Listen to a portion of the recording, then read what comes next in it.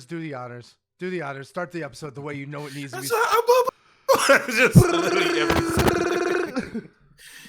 throw in every single ad lib. Dude, the goat of ad libs. Although I do know now, if I ever meet him, I'm not going to do an ad lib. That's like the one thing I won't do.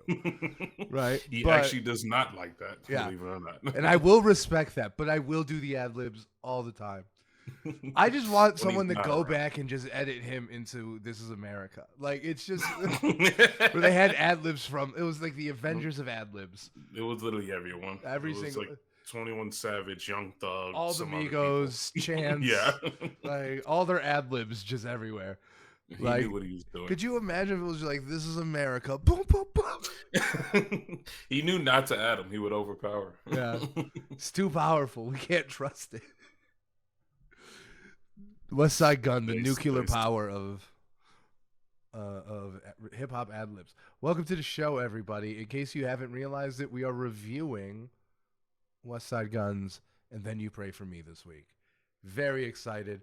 Purvis was not able to be with us last week, which is why we didn't review it last week. But I had to go to a wedding. My apologies. But I'm back. You should sync up your. You should tell your friends that you have to plan your life around WESTSIDE GUNN releases. He's our Kanye. How now. dare you? Like, I live my life one Hermes at a time. Yeah, one Hermes at a time. Yeah, unfortunately, I was in the middle of freaking Wisconsin listening. Oh my God, that's that should be illegal. That should be illegal. I hope you know that. Like, I scared everyone within a 5-mile radius. You single-handedly brought down like the real estate value in southern Wisconsin. Like, and you were saying I was going to get canceled? I've been calling Wisconsin racist forever. Like, that's fine. Like, hey, you went to Paris, so yeah. I did. Who's worse here?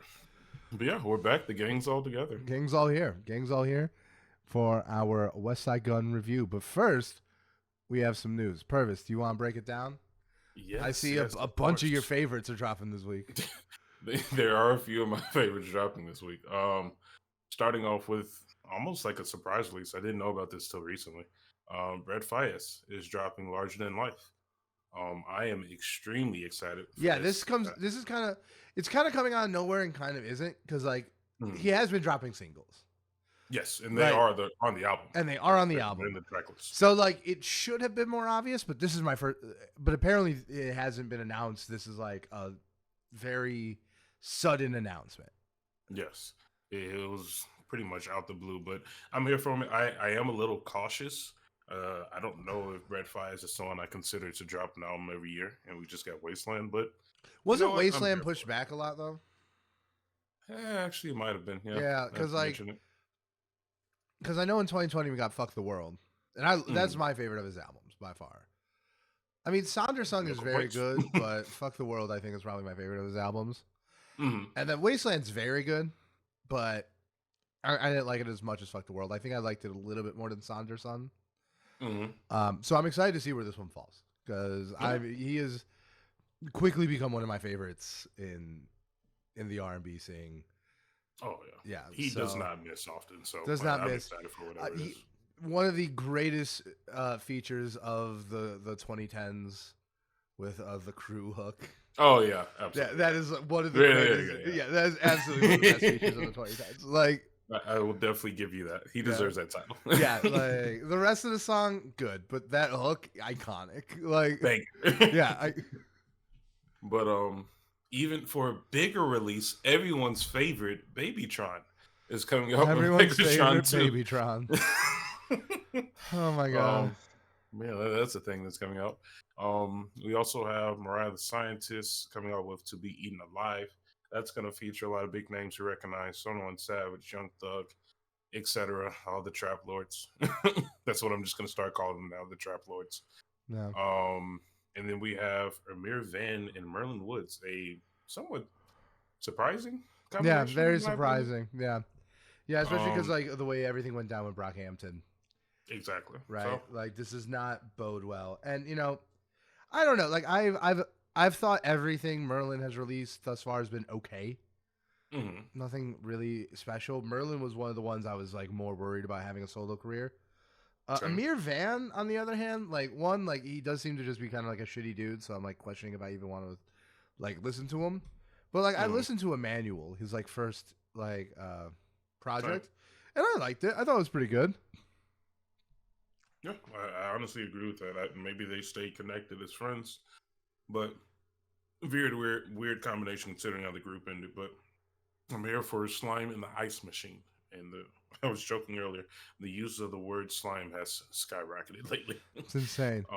It's in solidarity with King Slime. Free him. He needs to be freed. And can we talk about the album cover? Oh yes, the album cover. The album cover is bonkers. Yeah, it's wild. It looks pretty dope. Yeah, that's a lot of teeth, my guy. It's an interesting album cover. It's a little disturbing with all the teeth. Yeah, there's a lot going on. We also have a few singles that has already came out during the week. We had Kid Cudi. Is it Ill? Okay, yeah. I wasn't sure. Ill, What I Bleed. I did listen to it, and I enjoyed it. Me too. I've been impressed with the more recent stuff, at least for Kid Cudi. We have Kevin Abstract, another host Brockhampton crew member. He dropped Running Out. And then we have Boz. I don't know how to pronounce the word, and I don't want to be insensitive. I don't know how to say it. Okay. No. He also dropped a single and a music video, I believe, for that, with a very sentimental little message that he had on Instagram, kind of talking about the recent political stuff within Sudan. Yeah. And then, but we don't have to get to that. We also have Wale dropping a single. We have Cochise dropping a single well. Love Wale. Absolutely. And then we had a little snippet from Chance the Rapper, hopefully building towards something. Yeah. I mean, like, we know an album's coming, but when is the question, you know? And like, here's the thing. Based on all the snippets, like, I don't think this is going to happen, but like timeline-wise, with the singles that dropped last year, it's starting to feel like the Big Day Part 2 again. I'm hoping not. I don't think it is because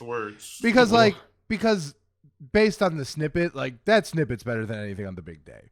You know, it's really quality. So like, I don't want to disparage the work that's out there. I just mean, like, in the sense that he dropped a bunch of singles the way he did with like those iconic 6 singles. Yeah. And then, you know, said there was an album coming, and then it took like a year and a half, and then it was the Big Day. That's like the part where it feels like kind of the exact same thing is happening. And I am great that these end up on the album, considering we're getting snippets. Yeah, the snippets. Song, so and like, I hope we get Wraith blown out to a full song. You know, and even if we don't, it's okay, because I think the song it's grown on me as a complete thing. But no, I think Chance and Kevin are the ones I'm most excited about. Oh yeah, for sure.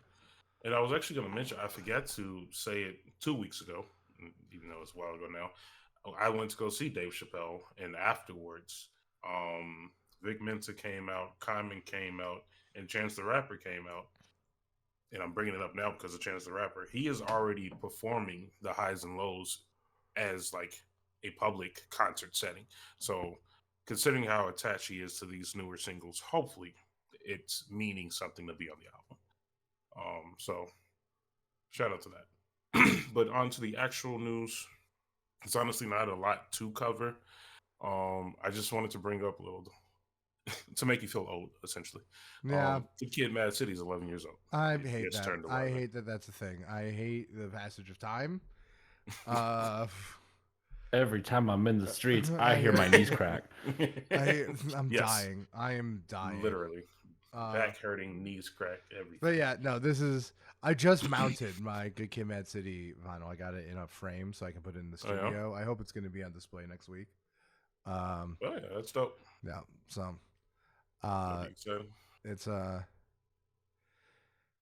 that's the banger. You know, that is the seminal album of my lifetime. I was a child when this came out, and to revisit this is a honor and a pleasure. It's like weird to say revisiting it, because I listened to this. This is an album I probably listened to double-digit amount of times every year since it came out. Right? Like, hey, no arguments at all. Like, you know, Good Kid, Mad City is just like a creme de la creme. Mhm. I do think To Pimp a Butterfly is his best album, but like when people hit me with the I prefer Good Kid, Mad City, I can't Yeah. bemoan No that point arguments. one bit. He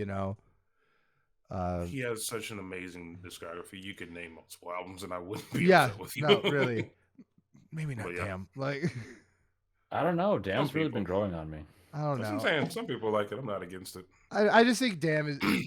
I think some of the messaging on Damn gets kind of like up its own ass and kind of like silly.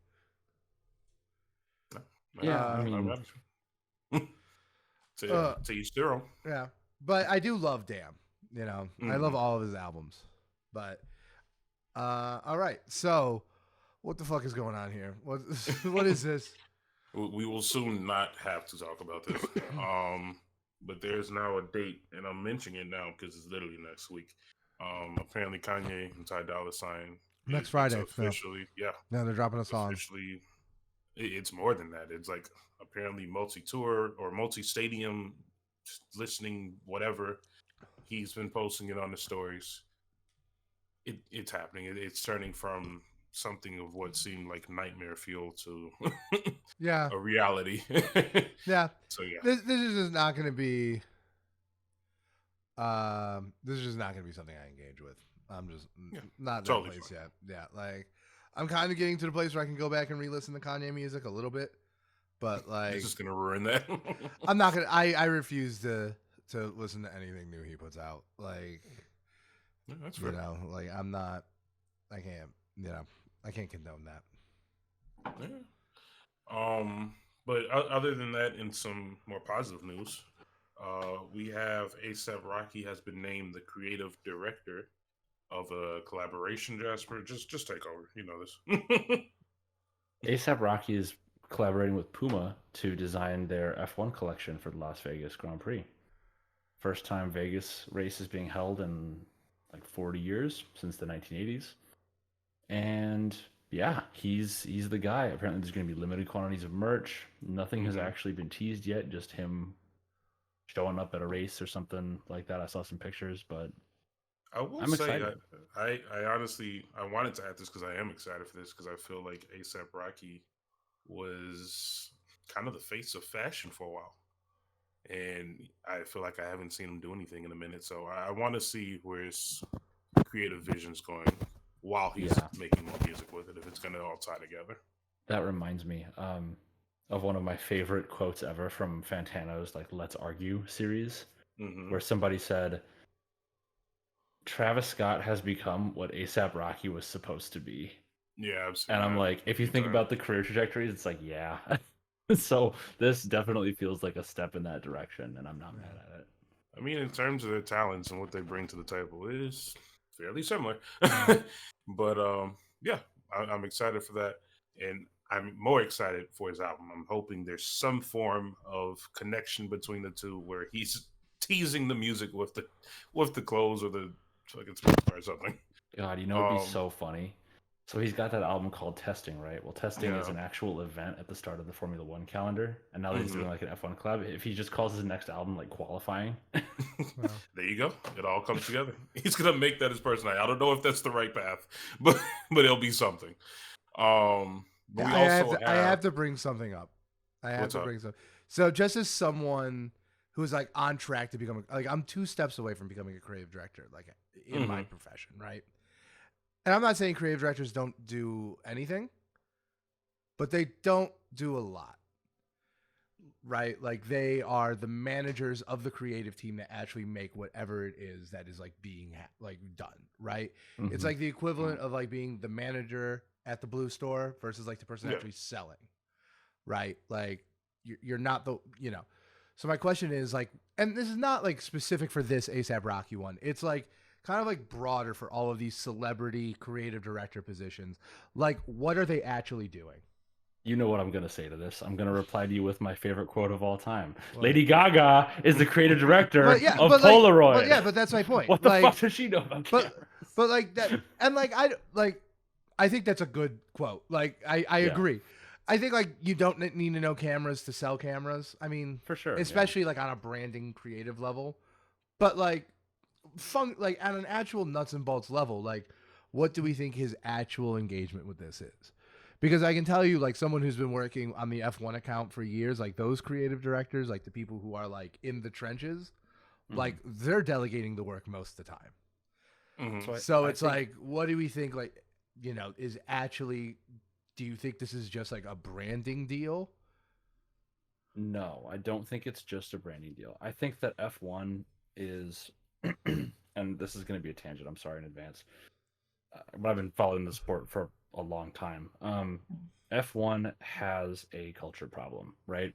And they've had a culture problem for a long time, and that is that they skew, at least in the past, over the early 2000s or the 2010s, they skewed super white, super European, and all the aesthetics and the tastes were cultivated to that clientele. Yeah, that makes So sense. what you're seeing now is with things becoming larger in the U.S. post Drive to Survive and everything else, they're engaging with a wider audience, but they need to find a way to make their content, their marketing, their merchandising, all that needs to be relatable to a wider audience. So what they're doing is they're piggybacking a lot of these stylistic choices or aesthetic choices that do that, namely like street style, things like that. Lewis Hamilton as a driver has more followers than F1 as an organization. The league that he races in has fewer followers than he does, and he's posting fit pics in like all these brands or whatever, weekly, bi-weekly, whatever.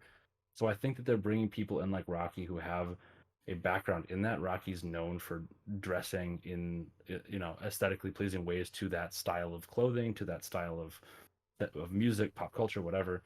But he also does have some background in minor design. He's worked on sneakers before. He's done some clothing projects in the past. So I think in that way he's going to be guiding the ship, as it were, of like a design team that is going to attempt to put F1 and F1 merchandising in a place that is more central within Western culture, namely like street culture. I think that's what the focus here is. I feel like that feels like ice skating uphill, because like I think there's a reason why that skews so white and European, and that's just because like F1 and like car racing, it's a sport that skews very wealthy in its like audience, and like that's how wealth is correlated. Sort of. What do you mean? NASCAR is the kind of juxtaposition to that, I'm right? very explicitly not talking about NASCAR. No, but I'm saying like racing in general is not strictly that way.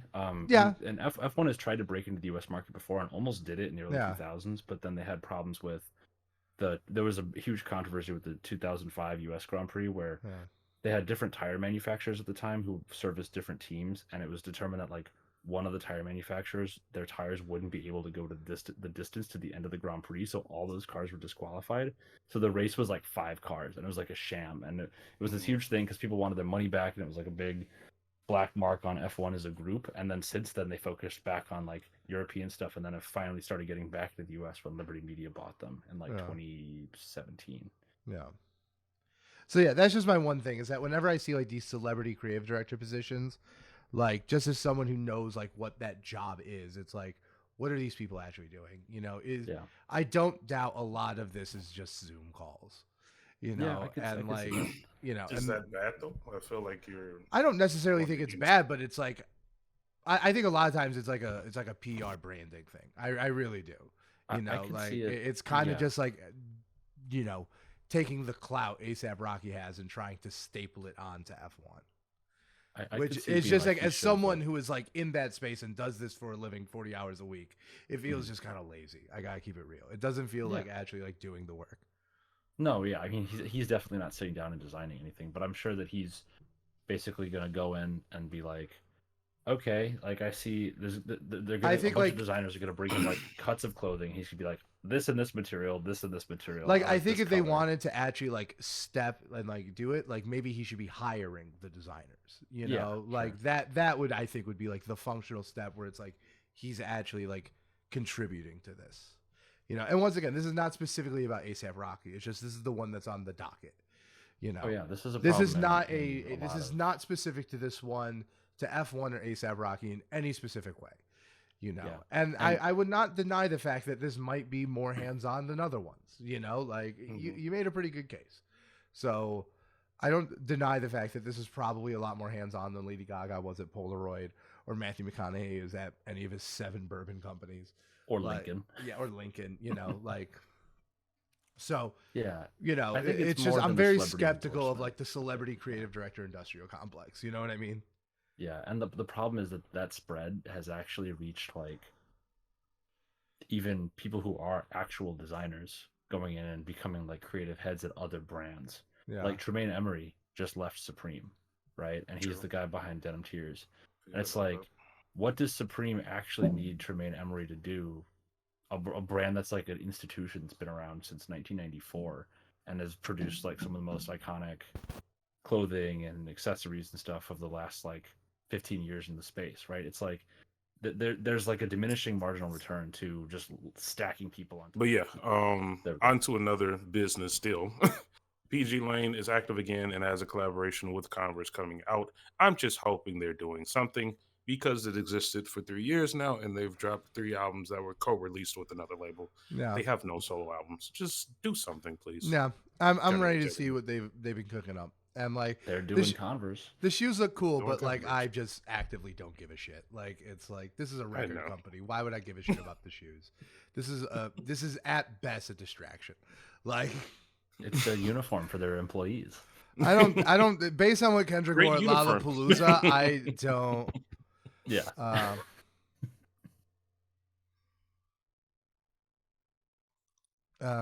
yeah, I don't doubt it based on his outfit choices. But yeah. Jasper, Yeah. last Friday you were able to see Joji live in concerts. Thanks to Jeff. Shout out Jeff. We love Jeff. Yeah, Patrick Go ahead, Keen, brother. the White Patrick went too, right? White Patrick. He was there. yeah.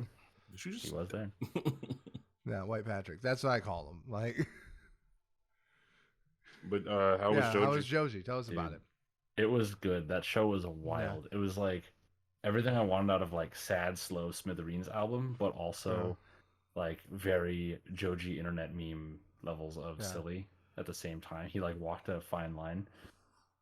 This man has the world's smallest bladder because he went off stage to pee 3 times during the show. That's intense. Jesus. He did that so many times that his MC, who was, or not his MC, his like DJ who was there was like, all right, man, shit, y'all want to hear the band freestyle again? Because he's gone, and the band would just like start freestyling, and then he'd come back and he'd keep going. But yeah, everything was great. He performed all the hits that I wanted to see, except he came up against curfew because he went to the bathroom so many goddamn times and didn't perform Slow Dancing in the Dark. I was That's like, like the major one. Yeah. why?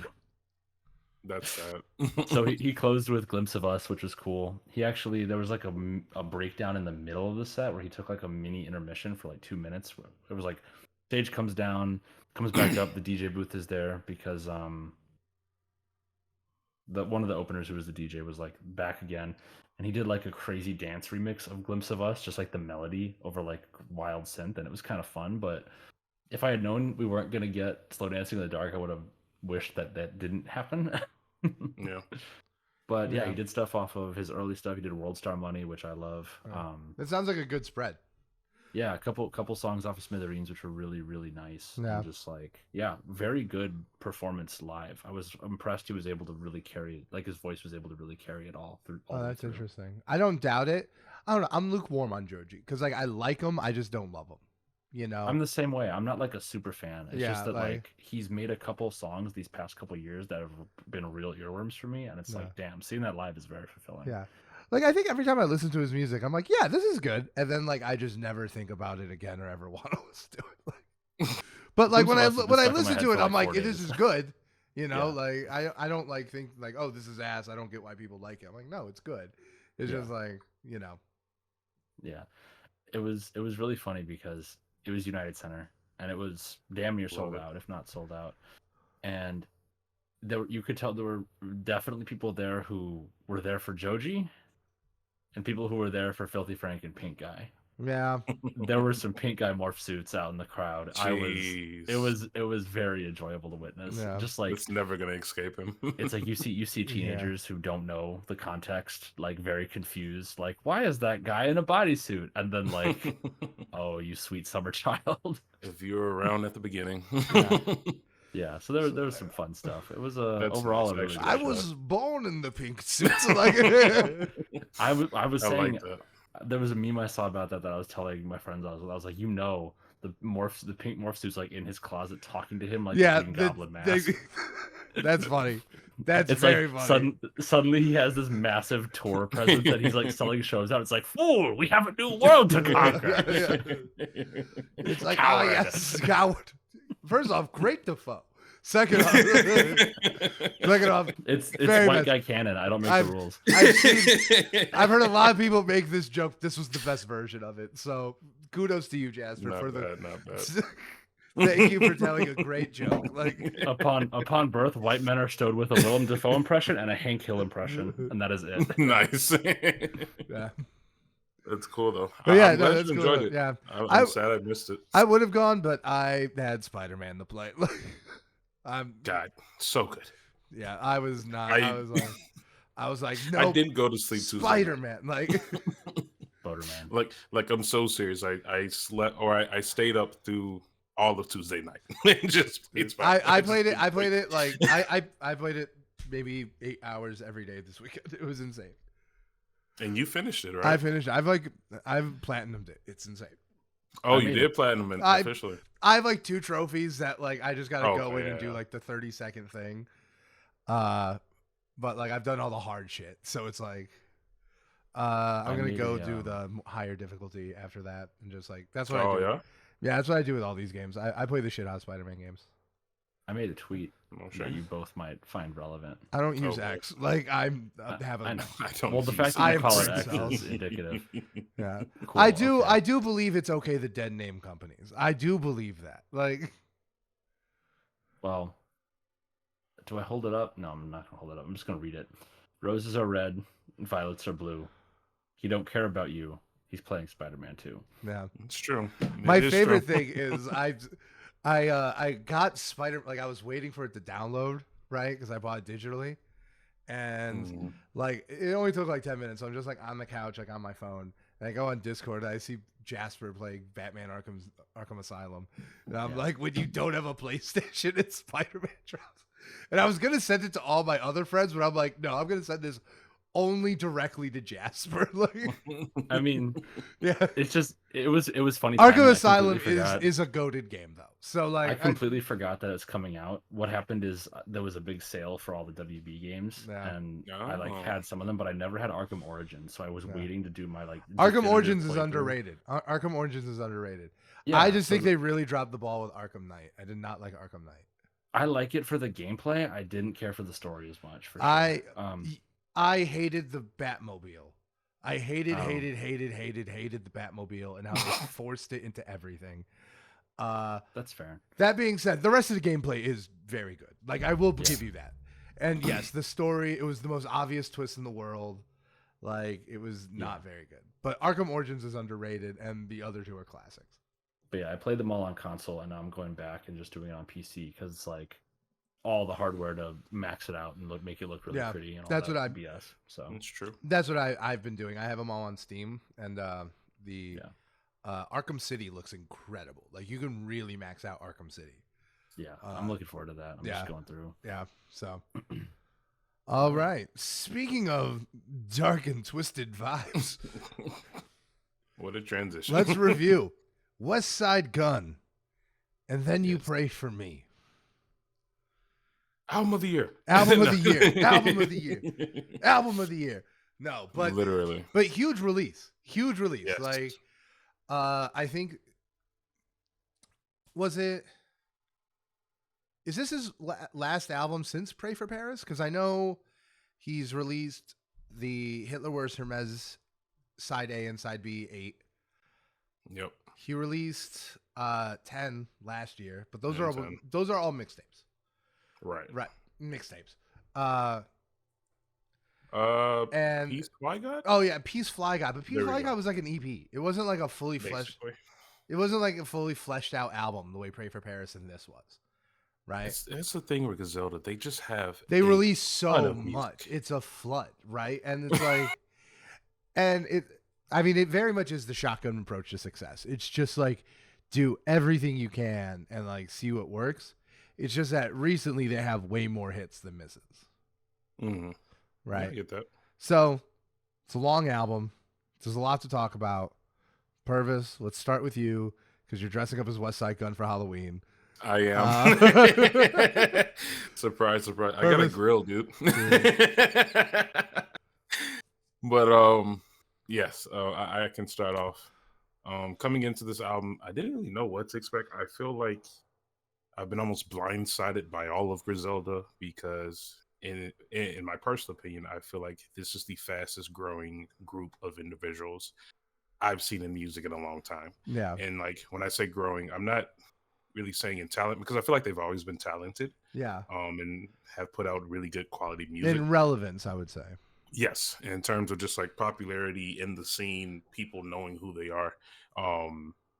Last year, prior to last year, I feel like you and I have talked about music nonstop since Yeah. we've known each other, and you and I have not discussed. I learned about him WESTSIDE around GUNN. Donda. Like around Yeah. Donda was when I had heard of him, and then I Right. listened to Hitler Wears Hermes 8. But I Exactly. still was not super familiar. Like I even think on like early episodes of this show, you brought up West Side Gun. I'm like, who's that? Yeah, Right? literally. So like I definitely I remember here because they're on Television, I think. One song on Donda. I don't know. No, they're on Keep My Spirit Alive. Yeah, Keep My Spirit Alive. Okay. That's the one that was my favorite West Side Gun verse, where I was like, I picked that as my weekly a couple weeks ago. Oh, okay, Yeah. okay. That Um, makes sense. yeah. So like I definitely went back because I remember when I got really into it, like around the time Conway's God Forgives, I Don't. What is it? Only I forget what, but that incredible album that dropped last year. It's sorry, I figured I'll just look it up since I have it up. From last year, right? Yeah. God, they put out so much music. Conway God has- don't make mistakes. God Don't Make Mistakes. Yeah. Yeah. Yeah. Like around that time, I went back and I remember the song I remember was Vogue Cover. Because like I went back, I'm like, oh, I remember this song. I remember Vogue Cover. And John So- Flick. and- That was high in rotation. Well, that was for that. I meant like when I listened to Hitler Wears Hermes 8, like at the time I Donda got came you, I out. got you. And then like I kind of forgot about it. Like when I went back after, you know, having been reintroduced. And I also knew Benny the Butcher because he was on a Belly song in 2019. Like, There you go. yeah, like, Yeah. I mean, that's the thing. I just feel like they've always kind of been around, but just recently they've Yeah. been very successful, and I'm happy for them. it's really, really hard to square that they are directly in the Eminem lineage. Yeah. You know what I they mean? are. Like, That's awfully hot coffee pot just in the background posted yeah, up. the worst freestyle I've ever seen. Like, it's just, and you just see like generation defining talent just hanging out in the cars Yeah. behind them. Like, Just chilling. Hey, I'm not mad at it, but they're here now, and I'm happy for it. I had very high expectations. I feel like it's funny. I meant to say this the other week, but I stopped putting music into the vault just because I got into a Griselda phase last year, and like I can't add 200 more songs Yeah. at once. I just can't. Yeah. It's too much music. So I've had coming into this, I had very high expectations because I feel like they always hit a certain bar. They've never put out anything weak, in my opinion, where I'm just like, turn Yeah. this off. yeah, So- no, I've never said, oh, just turn this off to no. any Griselda project. Absolutely not. And I must say, right at drop, I listened to this album and I thought an hour and a half was long for Drake. But nope, I will take an hour and 15 of good music of WESTSIDE GUNN. WESTSIDE GUNN. I think if we're gonna, because I do have criticisms, right? Like Mhm. I love this project, right? I Mhm. love this project. I do think it's a little long. I do think it's a little long in the tooth, and like I think it's a little repetitive, right? Mhm. That being said, we're not talking about Drake releasing a 24-track album and we're like, oh, there's like a solid 11 tracks in here. No, I'm 11 saying maybe speaking. take out one Yeah. of the 3 songs about threesomes. I'm saying, you know, maybe strategically removing some One skit or two. maybe only doing 6 Stove God Cooks features. Like, it's not like it's not like it needs like a drastic restructuring. It just needed a little whittling, you know, it just needed a little editing. So like that is like my primary criticism of this project is that like it just gets a little long in the tooth. Right. Yeah, I get But that. I do think there's a very light theme that goes on here. And I think like you get it very much in the intro. where they're comparing the album to like extravagant, high quality, like luxury Another designer yes. brands. Exactly. Right. So like I think some level of extravagance is required, right? It's like when Wolf of Wall Street was 3 hours long. Like, of course, it's an extravagant movie, right? The movie's about access. Of course, it has to be long, right? And that makes sense. And in terms I of, like, do. So who they like are. I definitely think it justifies a long length. I just think maybe a couple songs, you know.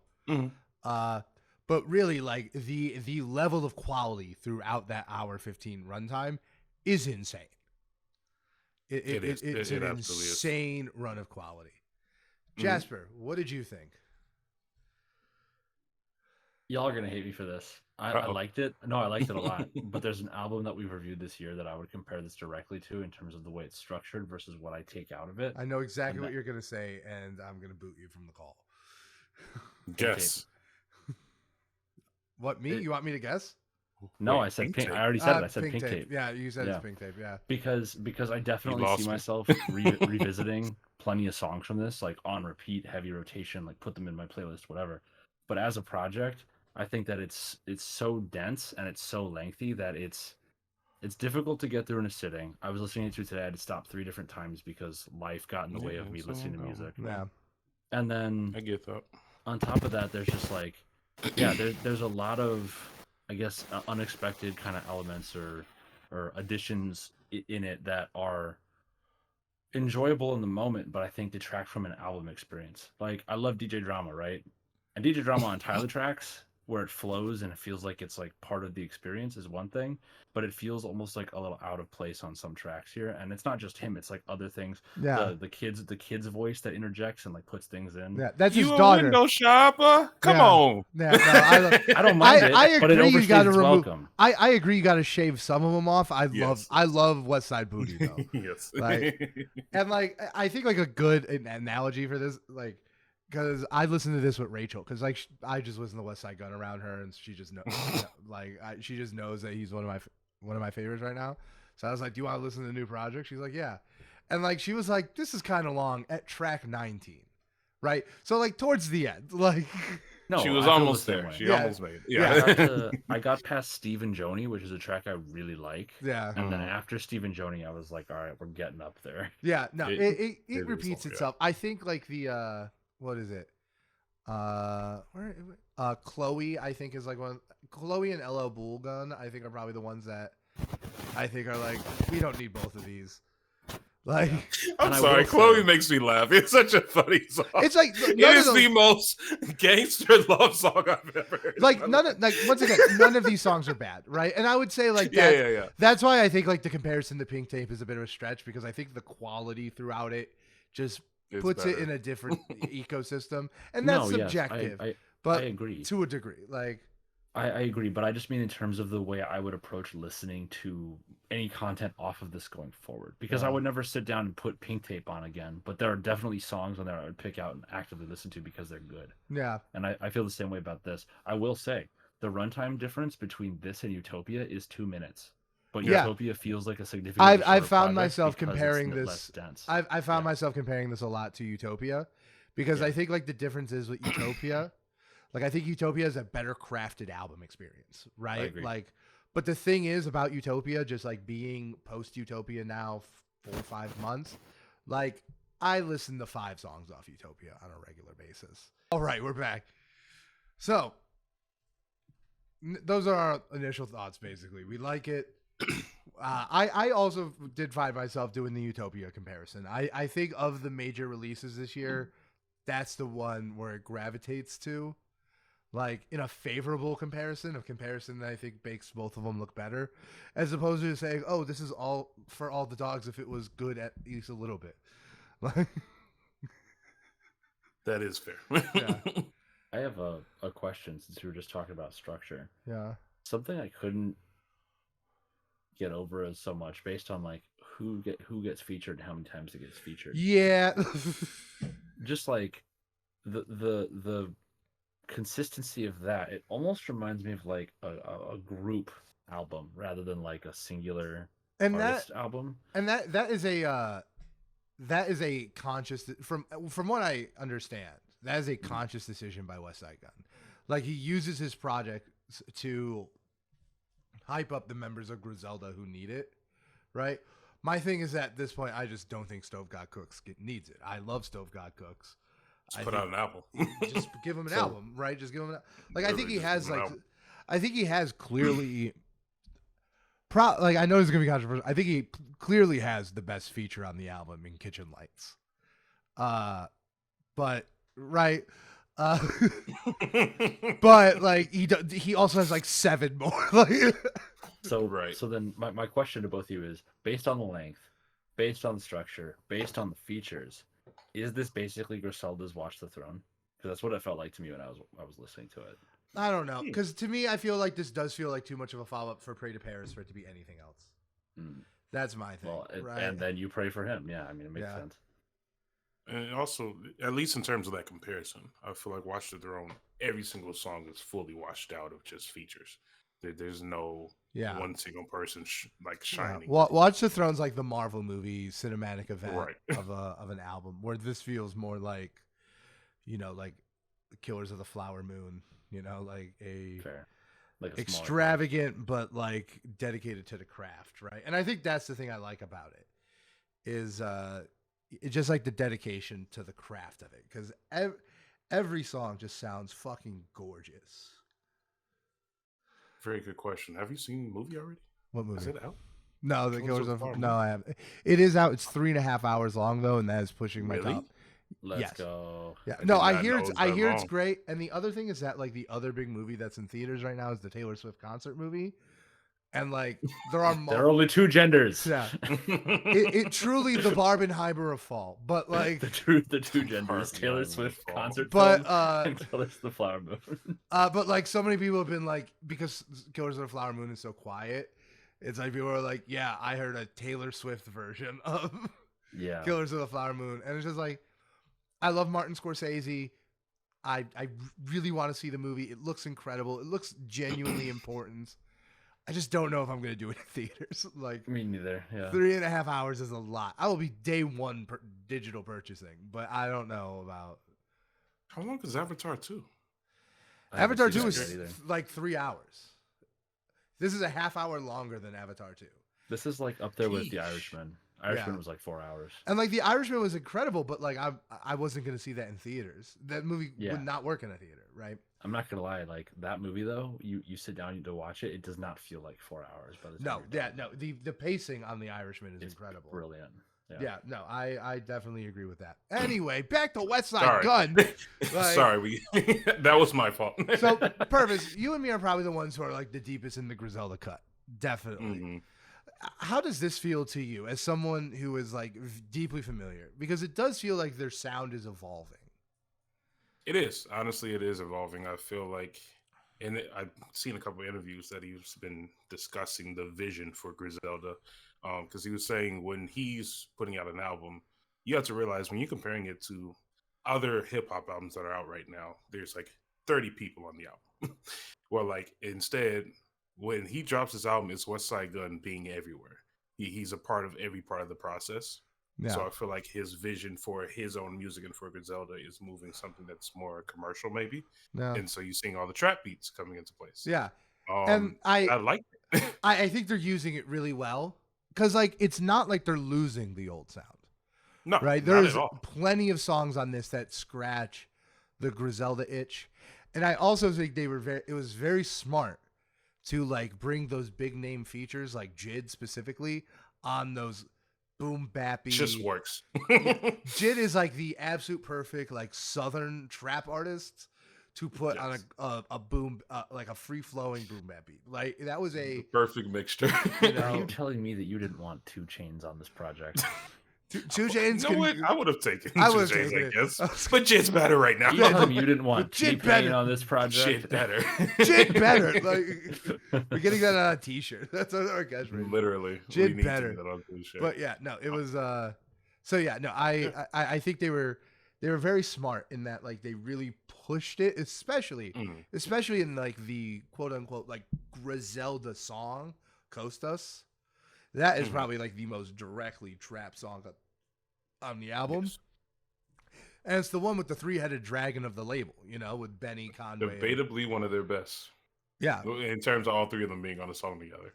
I just think like Um, every time all three of them are on a song together, that's like that's like the flashpoint. Like that's like the Griselda song, yeah, right? yeah, for Like sure. John Woo flick, This is Red Griselda. Death, Just- like that's like, No, yeah, I get um that.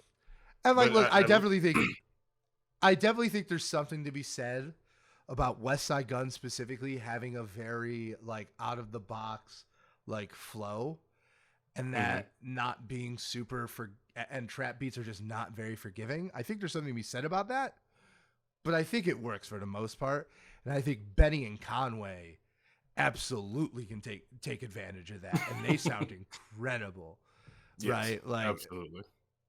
It was a good balance between the two because you're right. You can't lose hold of your tradition, which made you this far. And like when I think of Griselda in general, like I just think the of the idea of like, sound more than the lyrics, which is yeah, crazy because they're like one of the more lyric like their artists are some of the more lyric focused like mhm. artists in the game right now. They do a good job at like actually putting their vision to a full final project. I feel like a lot of times with other artists they might kind of lose focus, but when I think of Griselda, their entire discography is very sound. There's Yeah. not a lot of holes within it, and their themes and subjects and their lyrics do carry throughout their album. Like for me personally, when I think Griselda, I'm thinking that old '90s like mafia almost. Yeah, it's like it's like less like gangster rap and more like organized crime music. That's how I feel. This is literally this is the 9 to 5. This is the mafia. Like I think the thing that's crazy is that they use like lingo that like real like hitmen and like yeah. Like there's like the Benny bar on that John Woo flick where he's like, if it's time to clip you, and it's like clip is like what they actually say, right? Like it's just all the little pieces. It comes yeah. together very nicely. The Yeah. artwork being like a renaissance. I love that. there. I love It's that. I amazing. loved it with Pray for Paris. I loved it on this. It just comes together. I think it just came together perfectly. Yeah. hmm But yeah, I mean, in terms of what I've seen with the vision and what I had expected Yeah. previously, it fits perfectly aligned with everything else. But Yeah, it does feel like an evolution though. Mhm. That's the thing. It's it an does. easier listen. Yeah, but it's I think they are doing a good job of retaining what made them unique in any regard. hmm Jasper, do you have thoughts? I mean, Because I know you're not as like dialed in, right? Like No. I think me and Purvis are at the point where we could actually think of like multiple, and, like I think we could actually sit here and be like, oh yeah, like Conway, yeah, they're all like grimy, coke rap, but like Conway is like down and dirty and about like the mental health aspect a lot of the times. hmm Benny is really like forward with like the mafioso identity. West Side Gun is like the creative, artistic one, right? Like we can identify like the differences between them, but they are a group that I very understand when people are like, it's good, but I can't tell them apart. Like, They're all the same. Yeah. I can tell them apart by voice and by like tonality. I can't tell them Mhm. apart by subject matter. At like all. vision, yeah. Yeah. get that. I mean, the only other one I've listened to in its entirety was that other Conway album that came out earlier this year. Oh yeah, Oh, he gonna do it. Won't Yeah, he do won't it? he? Yeah. Won't he do it? Yeah. Yeah, which was And good. it Which was good. It was okay. Yeah. Yeah, I think the Um, thing is that Conway just released such a classic last year for me. Like Conway's like last year, Griselda put out so many incredible projects. But It's like probably the best run we'll ever see a label have. Like if we're keeping it fucking real, and Conway I thought was the best one, right? And I think this one far surpasses. Won't he do it? Yeah. I mean, I didn't think that much of Won't He Do It. I thought it was solid musically. It didn't have anything that was glaringly off-putting or wrong about it, but it was also not a project that really grabbed my attention. Like I haven't been back to visit it since listening to it. Whereas on this project, there are definitely songs or sections where I'm like, yeah, I would put that on a playlist and rock out to that all day. This is like the type of album with that energy that I would like work out to or something. Yeah. but yeah, as far as themes, I mean, I found a lot of commonality with, and obviously this is like stereotypical Jasper, but like I found a lot of commonality with like some of the themes on Call Me If You Get Lost, where it's like there's elements of globetrotting. There's like, what have we been doing? We've been being successful and we've been enjoying life and like all of that stuff. Yeah. All those themes are definitely it feels like A victory lap. yeah, West Side Gun's like stopping to smell the roses a little bit, which is nice. Yeah. And I think something I like is just like there is, and this sounds like very corny, but like it's 100% there. There is just like a array of positivity and wholesomeness to a lot of like the sketches and the inclusions. Like everything is just people talking about how much they like West Side Gun and how You much know they I like love the- you, bro. Yeah, exactly. That one, my God. When West Side Pooties was like, and before that I was in Athens, and before that I was in Rome, and before that I was in Copenhagen. Like I was watching it, Rachel was just like, I love this well-traveled little black girl. Like it just, but it does like it kind of like, I know it sounds corny, but it just feels very positive and wholesome, and it's like, you know, like the subject matter of the actual music, not so much, but like, you know, I think it comes together. I think it kind of feels, you know, almost like a celebration, you know, like a victory lap. I think that's its greatest flaw too, because it comes across feeling a little excessive. You know which one of those I really liked is the Earth has existed for 4.5 billion years, and you're lucky enough to live in the my God era. Yeah. That was amazing. Yeah, that was amazing. That's the one thing this album needed was more wrestling, because I know West Side Gun loves wrestling. I think they needed Stone Cold Steve Austin interviewing Tyler the Creator. I think that was the missing sketch. We need Macho Man Randy Savage. Well, he's dead. No, but someone needs to Okay, put that's good. his Cream speech into a rap song as like the opener. Metro Boomin has got to do it. The Metro Cream will could rise to the top. Yeah, someone's got to do it. Yeah. That's funny. It's interesting that you mentioned that because Tyler is in the album. Yeah, He's one of the that's outros. why I said it, Yeah.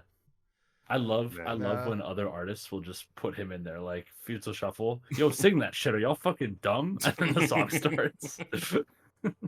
He's a funny guy. It's nice to add in there. Yeah, but no, it's I mean it's an extravagant album. I think that would probably be the word I would use, is extravagant. Mm-hmm. Yeah. But I think it justifies it. I think just like the quality of the beat construction, the sample selection, fucking crazy, you know. So do we want to go through and talk about the tracks, because there's a lot? Sure, yeah. Okay, so Take a moment. Fly God did very, very typical. We did. Yeah, yeah, But yeah, yeah, very typical, very fun. You know, fun intro, but it's the intro, right? it's a skit. They hit you with heat right out of the gate, though. No breaks. Yeah, with Mama's Pride Time with Jid and Conway the Machine.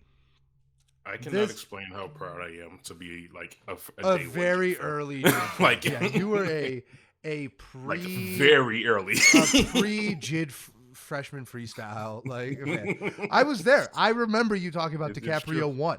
Like, yes. I was very excited. I remember being like, yes, Purvis, I'll get to Jid. Like, do it. But yeah, I'm so happy he came, and what do you say? He was like holding banana clips and he barely got peach fuzz, and I was just like, oh, bruh, just like bars after bars. I loved it. Yeah. And yeah, like just like the density of bars, you know, West Side Gun is on the top of his game. Jid with like, what is it, like a 16 or a 32 bar verse? It's like an obscenely Something bar, ridiculous, right? And we've said it already, but like Jid is like the perfect artist, yes, to take and put on this Griselda sound. I know like that's like a thing that like you and me talk about all the time. Like, who are the artists that we want to hear on these Griselda sounds? Mm-hmm. And I think exactly what we wanted. This is literally exactly what I wanted. Yeah, right? Yeah. The Jasper? next one, Jasper, do you have thoughts on this track? Bangers all the way around. Yeah. Solid. I was like, oh, that's Jid. I was like on the train on the way to work today. Still I drunk know as that hell. voice. Like, highs to Still heavens, drunk but still as- drunk as hell. So I good. put a red dot on a MAGA hat. I was like, oh my Oh, God, boy. Based. Dude, so good. I feel that. But anyway. Oh my God. And then we get to what will probably my favorite song on the whole album is Coast Us. Cause like, God damn, dude. God This is damn. Griselda. This is Griselda. This is about cooking dope. This is about blood on money. This is about going and betting on. This is about being in jail, right? I love this. Like, it's funny. I'm pretty sure he's like, you only been to jail twice. It's like, wait, what? I literally been saying that all weekend. Creases on the dance floor. You ain't been to jail once. It's like, wait, what? So, no, yeah, it's amazing. It's really good. my God. And then anyway. Conway the Machine comes in sounding like he's on anesthesia, which he literally says. And Like, just I does just came out from the hospital. Red Rari shit from out of DuPont. What? He even Buddy Hill, the bro, just want to shoot something. Man, it's a bar. Dude, That's a bar. I don't care. That's a bar. Wait, with the talk, do something 4th and long. We go and we don't do punts. Jasper's like, I'm sick of this already. This is what I do. It's funny because we never actually really do a lyric breakdown for albums. Like, we don't go bar for bar, but like, I just feel like it's necessary for this kind of stuff. Dude, it's so good. And then, like, of course, like, Benny the Butcher, Pyrex Man. Yeah, you know my handle. Play with them pots because Butch don't gamble. Griselda Blanco meets the Sopranos. I had to season that chicken like Dano. It is it is honestly shocking. Like it and I understand I might be gassing them up a little bit, but I like these artists. It is shocking how many different ways they can rap about cocaine.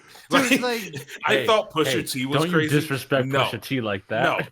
Pusha T you play with in a club with a bunch of white girls doing cocaine. This is what you play when you're making cocaine. Yeah, this is different. Yeah, Pusha T's excellent. Like, he's an excellent artist. I love him. But this is at a different level, right? Like as WESTSIDE GUNN would say, you ain't been to jail once. Like, has Pusha T been in jail? No, he wrote jingles for McDonald's. You're thinking of Pharrell. No, Pusha T wrote that. Ba-da-ba-ba-ba. Yeah, is that true? I thought Yeah. that was Pharrell. No, that's Pusha T. And they underpaid him. Yeah. It might have been both, but I know Pusha T was. No, it was Pusha T because they underpaid him. Yeah, I know the agency it happened for. Like, I worked there. yeah, no, I that used was to. a big deal. Hold on. He's got to research. I'm Loving It is a song by American singer-songwriter Justin Timberlake. Originally produced, written as a jingle for fast food chain McDonald's, but it was Justin Timberlake apparently. No, they gave credited Justin Timberlake. Pusha T wrote the actual jingle, and then Justin Timberlake. I'll send you a thing. That's why I said they underpaid him. No. I scrolled down. I'm seeing it now, but apparently it's disputed. Other people are like, it's up in the air, I guess. I don't know. Yeah, it's a bunch of mess. Yeah, but anyway, that's what they all say. We don't like McDonald's anyway. No, I don't. I only eat at Nobu. Like, all right, now I gotta get controversial here. 1989, banger. Okay. I know. Like, why is that controversial? I just have heard a lot of like rumblings that this was like a lot of people's one of their least favorite tracks. Like a lot of the things I've just been seeing online. But I thought this was incredible. Mm. This is one of the very few albums I did not listen to the public. I did not care. Yeah, no.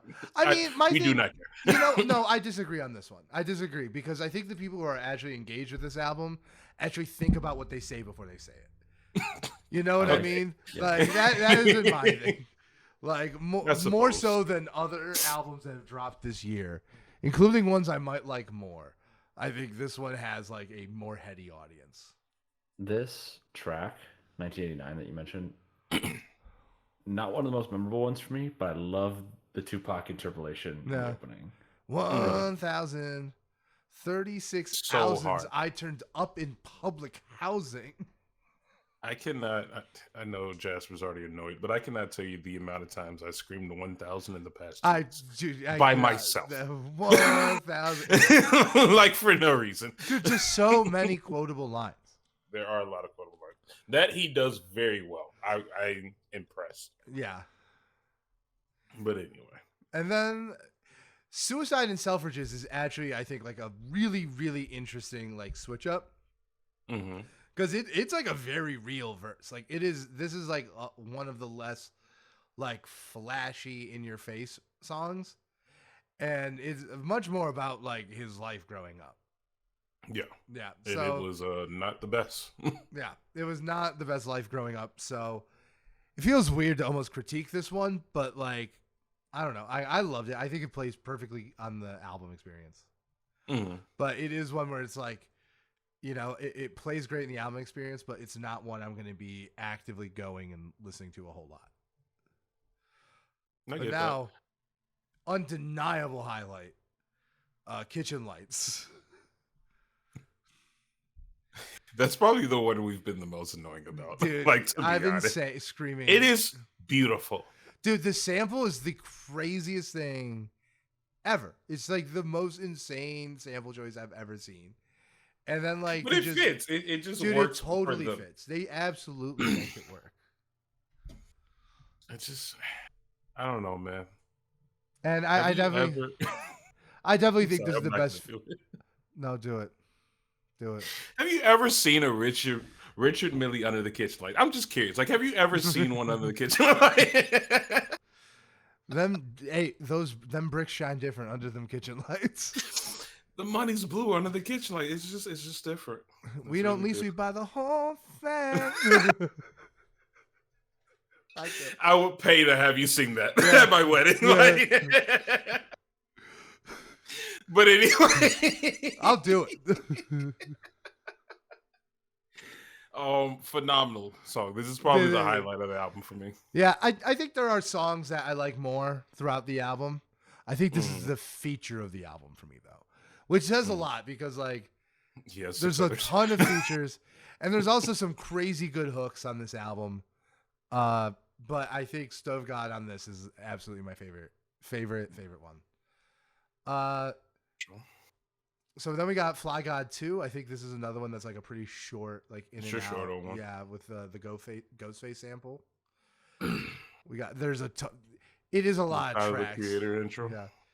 Yeah. Dunhill, the one with Rick Ross. This one goes fucking hard. This one does go hard. This one goes hard, and honestly, like if we're talking like artists who are like pretty solid on features, but just like not able to hold an album. Yep. Rick Ross is like really up Correct. there. Yes. And yes. I think Rick Ross makes an excellent addition to the Griselda group. You know, like I have my criticisms of him. I don't think he's like incredible, but I think in this context, absolutely. I totally agree. So yeah, I agree with you, Jasper, 100%. I can't even say anything. It's all good. It's all Whoever said money don't change you, they was lying. They was lying. I've been screaming. They was lying. Like they just don't understand. They was lying. They was lying. But yeah. Oh my god. And then House of Glory. This is probably another one where it's like I could probably leave this one. I could probably You leave didn't like this one? The way this song ends is fucking stupid, and it always makes me think that I've accidentally turned my phone on my pocket and skipped a song. Yeah. Oh. This is one of the ones I would leave on the chopping block. I don't think it's a bad song, but I agree with the way it ends. And I'm just saying. There's just a lot. Trapping out the window? No, I'm just playing. No, once again, I'm not saying it's a bad song. Like, but yes. Yeah, this is one of the ones. This one could be cut. Yeah. But I will still be screaming "Chopper out the window" all week. Then we had Jid Wrist, which is another one that I think is kind of like, I don't know if I would cut this one, but this one was more of just like a kind of like cruising altitude. You know what I mean? Mm-hmm. Like they can't all be Costas. They can't all be Ultra Griselda. You know what I mean? Some of them have to like coast and like kind of like ebb and flow like the tides. And I thought this was that, but in a way I liked. It's a very weird spacey sound that they're not really used to, I would say. Yeah. But they kind of. I think they pull it off for sure. Yeah. What I Now, remember off of this is the Trapaholics. yeah, Yes, a lot yeah, of trapaholics. Rabbits. Yeah, that's yeah, that's it. That's all it is. yeah. Now, I'll say this I get though. that. Disgusting's in my top 5 tracks. I love Disgusting's Disgusting. amazing. I love Disgusting with Gigs. One of the better features, probably under that Stove God, Kitchen Lights, and Denzel and Jid. But like, this is one of the better features, absolutely, on the album for me. I saw on Instagram he was in London, and I immediately was like, somebody who's like really big within the grime. Because you're like pretty big in the grime, right? Yes, Yeah. absolutely. And I didn't know it was going to be Gigs, but I knew it was going to be somebody, and like absolutely destroyed the track. Both of them did phenomenal. Yeah. The chorus is phenomenal, but then Gigs comes in. I'm twisted a bit off balance. That's my life. Wow, relatable. But yeah, really good job from that one. No, this one is absolutely like a highlight to me. And then we have Chloe, which like once again, like it's not a bad song, but it's a lot. Like it's Purvis, you want to say like the first few bars? Like no, I don't think I will. Church boy, would you like to look into your camera and say come here? No. This is definitely one. It's not like a bad song. It's just I could play this anywhere. Yeah, I could play it in my it's car. It's a lot, with people. and like a lot of these themes, like there's a lot of like very horny songs in this back end, and that was like something that was like very repetitive to me. And like I'm not saying have 0. I'm just saying you don't need 4. Yes, I understand that. Yeah. Now that you mentioned it was a weird shift because I mean we've talked about how they create this whole dynamic within the group, and they have the repeating themes of music and fame and being really fancy. Do you think it fits within the album? Do you think it gets too repetitive? Are you glad that it transitioned into something like this? What do you mean? Or should it just be where you see like it's almost more about love and like his life within his love? Yeah, no, I don't have any problem with like the subject matter. I just think on this specific album, they just hit that beat too many times. That's it. For sure. Like I have no problem with them doing it. I just think like they don't have to do it 4 times. I agree. And then like LL Bullgun is like kind of similar and also very short. Once again, not bad. Just, I think there are better tracks on the album. But I did like Babylon Biss a lot. That was another really good one. All right. Yeah. All right. Do we want to talk about the big boy? As soon as I saw it on the album, I was like, this is going to be the first song you play. It was not. It was the Jid song. Actually, no, it was Costas. It was like, oh my God, it's the one with Benny and Conway and WESTSIDE GUNN. Like I listened to Costas first, and then I listened to the Jid one, and then I listened to this, and I did the whole album. But yeah, no, this was absolutely. Go ahead, brag about your boy. Well, because I'm not day one, but I've been a pretty early Denzel Curry fan. Very early. And I think him and Jid are like very symbiotic, Like I think they're running like very like they feature on each other's stuff all the time. They're running very similar careers right now. I think Jid is a little bit more skillful. I think Denzel is a little bit more artful. I think Denzel makes better albums. Jid makes better verses. And I think Denzel is a little bit more of a stretch to put on this Griselda sound. Right? Jid's super lyrical, super technical. Like he could approach this a million different ways, and he did, and that's why he had 32 bars. Right? Like, whereas I see Denzel as being like kind of closer to the WESTSIDE GUNN, like, or not even like that, like more of like the in your face kind of sound. And like in like that very loose melodic kind of beats, I don't know if that would work. Granted, this is a very low key and dark beat, and I think it comes off perfectly. I think like his verse is fantastic. I think the hook is one of the best. One of the best. Not better than Kitchen Lights, but like it's one of the best. WESTSIDE fucking up. It's really, really good. Honestly, it's songs like this where I actually like these are one of the songs, and many other artists that I've said this before. I want to be in the studio Like, Yeah, how did this even come about? Like, who has the vision to put this all together? Because it just works. yeah. It You just works want to very see well. it, right? Yeah, I'm glad you got your Denzel Curry. Dude, my only thing is that like when they were initially hyping up the song, or their additions on this album, Mhm. like uh, him and Jid were in the studio together, so I was on the impression they'd be on the same song, and I was like, that's insane. But we got 2 classic songs out of it, so I guess like this is Yes. it better for us. So Yes, and absolutely. the next song on the track was another one that I zoomed to. Yeah. Jalen Rose. I love Bodie James, Me so I'm too. glad I got this. I haven't listened to Indiana Jones yet, his release from this year, and I Bruh, think I need to. But like you need to. I've been heavy on The Price of Tea in China, and then another one of his this year. So Mhm. I have begun the Boldy James conversion, right? Mhm. But No, yeah.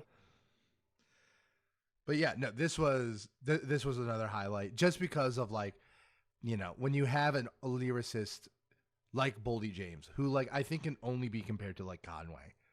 Mhm. Like I think Westside Gunn is probably like the creative genius of them, but like on an actual rap level, I think Boldy, like I think he does like not underperform, but like he's just not as technical of a rapper as like Mhm. Benny and Conway, No, yeah, that and makes not sense. Boldy James either. So I think this forces him to be really good, and I Mhm. think it really really works.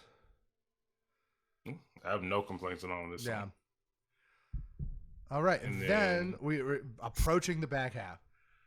Steve and Joni. Jasper, this is one of your favorite songs. I like this one. No. let me see. Yeah. At this point, like stuff does start to run together for me.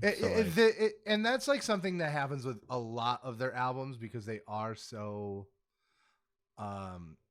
like cohesive. I don't know. Like what is like overly cohesive to the point of derision? Like That was actually going to be one of the Yeah. things that I wanted to bring up on the album because, like, don't get me wrong, I love this album. It's very obvious, but yeah. do you feel like they need to start bringing in other subjects? Because, Yeah. like, I do not think it's the subject matter. I think it's the sonics. I think it's both. It's a combination. For me, it's like Mhm. AC/DC. Like if AC/DC releases another album, what differentiates it from any of the previous? Because it's aesthetically the same and musically it's very similar. I think that's a bit extreme, but I see where you're coming from. Yeah. Well, AC/DC Nah. is just like the example on the top of my head because they put Nah. something. Or no. Rolling Stones just put out a new album, and No. that's something I was thinking about with that as well. No. I see. No. Oh, yeah, I mean, that makes sense. But yeah, I no. wouldn't be mad at you for I will making that. say, even though I like all of these songs, I will say Steve and Joni, Mr. Everything, even though Mr. Everything has the incredible Jeezy verse, and Freddie J's, like those all run together for me. Mhm. It's the Revenge Yeah. of Flip Legs that like it really like is the sticking point for me. I saw Jasper you posted earlier. I really enjoy the snare on Steve and Yeah. Joni. I think that's very fresh. It feels different from other stuff, and that's what makes it stand out for me. Yeah. Mm-hmm.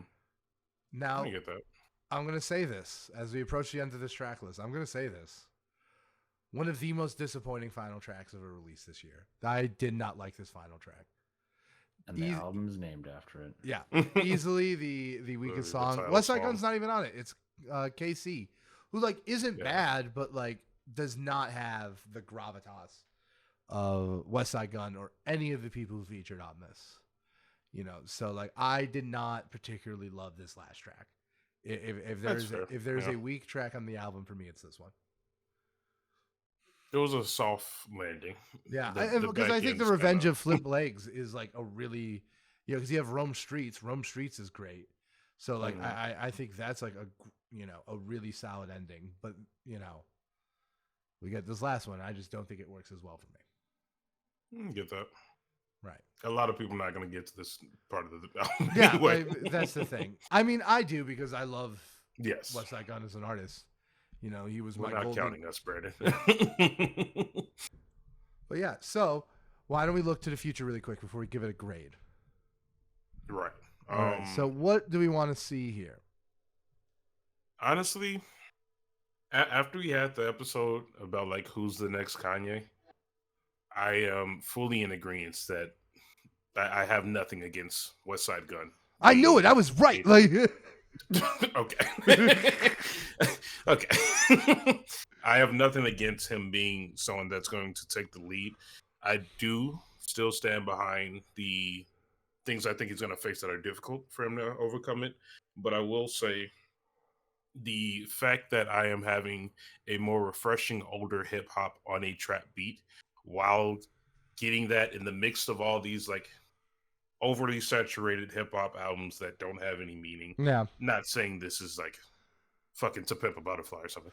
No, it's But I'm not. just Yeah, saying, you're right. And like, getting this it is a one and also, like, and like another yeah. thing I do think is that like, you know, just because this album's very, very good, doesn't mean it doesn't have the same streaming disease as like everything else. You know what I mean? Where I What you mean? definitely, it's overinflated in order to garner okay. more streams, right? Okay. Like once again, I don't think this is for all the dogs where it's like over half the songs can go. You know, I think we're Yeah. talking 3 or 4 here, but like, it is like it. I could not help but be like, this was the first Griselda project, as much as I loved it, that felt more commercialized, right? Mhm. So once again, like that's not a problem. That's not like a huge problem for me because I think like the actual content that's there, like I think speaks for itself.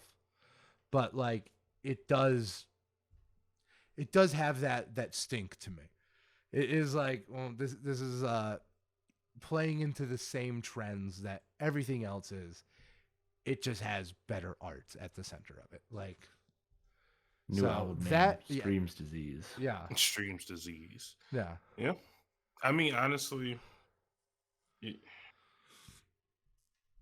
I'm trying to see or think about how I want to say this. It's just, I remember hearing WESTSIDE GUNN saying in the interview that, like, literally right before the release, he was saying all the old heads are going to be upset with him. And I think don't what see you that, just no. said kind of plays into it because it isn't the style of an older 90s hip hop. It's not necessarily the sound of an older 90s hip hop because of all the trap beats.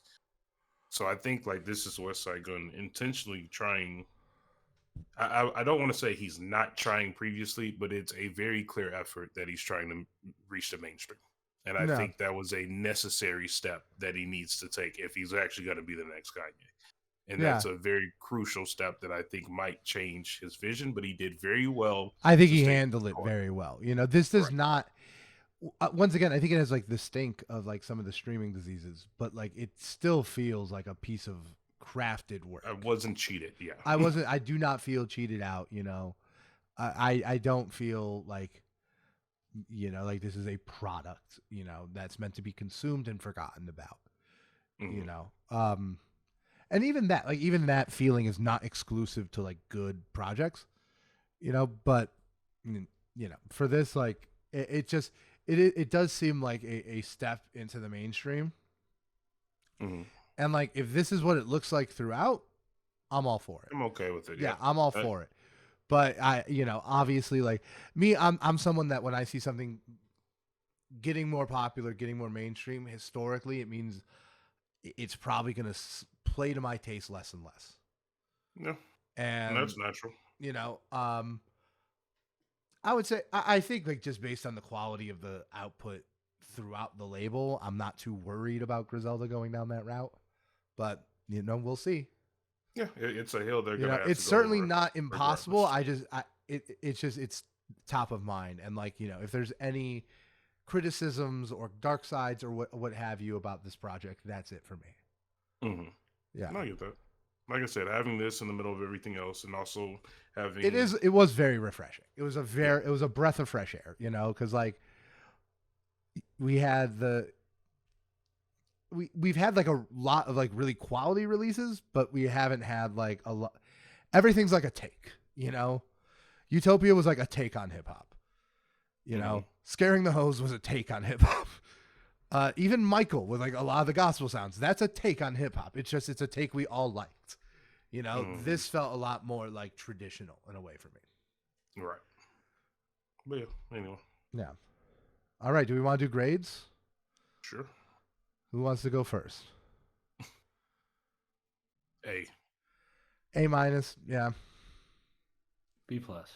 B plus. Okay. Hell yeah. Valid. Good job. All in What's the that same gun? range, roughly. Like, yeah, I'll no. take it. It's Yeah, gonna be in my easily. top 3. So Yeah, easily an album of the year contender.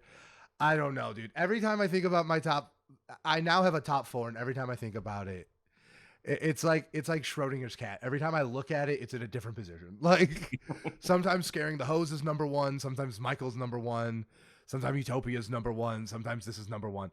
Right? Like it's I don't know where I'm gonna land. Like, what's interesting this year, which we had an issue, not an issue, but we had to deal with last year, was the fact that we also had albums from the other genres that were phenomenal. That yeah, were albums of the and year. we've had a few. You know, there was Right. the Foo For me, Fighters. it's never enough. Yeah. For me. Yeah, So. the Foo Fighters album was like a really high point for me. And also, if you want like something like real different, the Jessie Ware album is fantastic. It's like she's like a pop singer and she does like a full throated throwback to disco. Fantastic. Easily a top, easily like the renaissance of this year, where it's just like so good.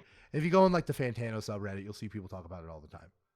But yeah, no, this was an A for me. let's wrap it up then. Let's wrap it up. Let's do some recommendations and get out of here. Matt, Jasper, you ready? Yeah. I'm gonna go Thundercat because I missed the show and I've been listening to some more Thundercat lately. We're doing Walk On By. Classic, low key, drum machine, bass. Did he play that? And Kendrick, of course. Yeah. No, I don't know if he did. I do wish he played more features as well. Yeah. He Me too. Mac Miller. He did a lot of noodling. It was a lot of noodling. I'm really happy I saw that kind of show once in my life. You know, because like, and this is stuff we said last week between me and Jasper, but Purvis wasn't there. It was like I was really happy to see that once. You know, like a very like on the spot improvisational kind of thing. Because I know I would like Thundercat more than I would like Fish or the Dave Matthews Band or the kind of artists that typically have that kind of vibe. You know what I mean? Mm-hmm. It's just not for me, you know, totally. You know, I loved it. I appreciated it. And when it was like his more constructed grooves, it was hitting. But like when it devolved into 12-minute long bass solos and 8-minute, it was a little tough. 8-minute long power metal renditions of the Mortal Kombat theme, you know, it was a lot. Like, and I'm just sitting there, standing there, like, look at this cat. Yeah. It's like a giant cat behind him. Yeah. But yeah. All right. You go. But I needed a refresher from all the hip hop, so I was listening to Electric Feel by MGMT. That's a classic. It is a vibe. That is a top 10 all-timer song for me. Okay. But You should do that while on In the Woods. In the Woods. Okay. That's what I did. I don't do that. Yeah. You don't go in the woods. Like, Black people don't do that, Brandon. depends on where you're at. Like, I guess it's fair. Yeah. All right. So the first one I'm going to do is I'm going to recommend an artist that I would like to see on a Griselda project. It's someone I mentioned to Purvis. He said he couldn't see it, but I think if you go back to the album that this song is on and you listen to her on some like old school 90s G-Funk, I think it becomes a lot easier to see. I'm doing the Savage remix by Megan Thee Stallion and Beyonce. And if you go to that Breaking News album and you listen to her on like some of those more old school hip hop beats, I think you could totally see her on a project like on a Griselda project. And I think it would hit. I think she has the bars for it easily. Like, so yeah, Savage, Megan Thee Stallion plus Beyonce. Also, like, I love that it was a remix where they actually remixed it. I just hated that it came out after Brockhampton did the same thing and everyone talked about Megan and no one cared about Brockhampton. Like, it happens. Yeah. Jasper? I got 2 words for you. No, you don't. Uh-oh, what's going on? Fuck you, pay me. I'm here for it. JID, Money. Oh, that's a good one. I'll Yeah. I love that song. That's a great video song. is It grew so on me a sweet lot. and gets so sad. Yeah. It's such a sad video. Yeah, no, that grew on me a lot. When it first came out, I thought the children's choir was a little annoying, but it grew on me a lot. It's like if the kids' choirs that Chance used were more aesthetically pleasing. IMO. Yeah. not mad at you. Okay, but I'll go ahead and do my second one. I've been ripping through all of my album queue because I am very far behind, and I've been doing a lot of long drives. I finally got to an artist named Nascent, I believe that's how Yeah. you say it, from Chicago. Mhm. I didn't realize who it was until like his voice just kicked in. But this song is called "This Sounds Chicago AF" Of course. because like, duh, and it is featuring a Instagram influencer, corporate. I don't know if you guys know him. He's very famous on Instagram, and like, it literally sounds Chicago AF. Like, so yeah, that's my song I recommend. That's And got to be up the there whole with. That's got to be up there with like XXX Tentacion. Like I don't even speak Spanish. LOL. As like weird, stupid song titles. It's just like, who named this? Yeah. Or But what's that? What's that one from the extras from Scaring the Hose? What's it called again? Oh, like no. No. Yeah. who The approved this? We need the four horsemen of stupid song titles. Oh, my favorite are like the old school Fall Out Boy ones, which are like Like, I slept with someone in Fall Out Boy, and all I got was this song written about me. Like, or LCD Sound System. Daft Punk is playing at my house. yeah. What was the? I think the artist you guys should look up if you love silly song titles is Chris Crack. Holy shit! Oh, I saw boy. him open for Freddie Gibbs. Here are some bangers. Hoes at Trader Joe's. How they find dinosaurs but not Jesus. His baby mama cool as hell. All great names. All great. Therapy don't work. Try drugs. Too real. Jordan never did that move. Who comes up with this? What was the other one? There's one that was ChatGPT. it was like thick bitches took all the NSA jobs or something like that. NSA? Do you That was mean is it TSA? It was TSA Yeah, Of jobs. course, Yeah. it's TSA. There you go. Yeah. Black people always pass the vibe check. It's true. Meanwhile, JPEG Mafia is out there posting addresses: 1539 North Calvert. Yeah. I looked it up. doxing It's people. not there anymore. It was a studio. He used to record at. But Yeah. it's gone. Rip in peace. You can only see it on Google Maps.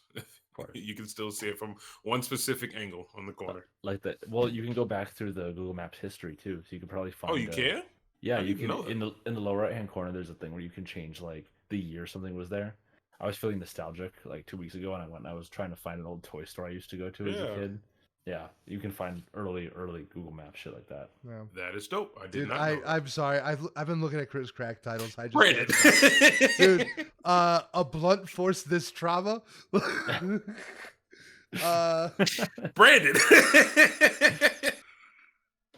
In the podcast. I still gotta do my last recommendation.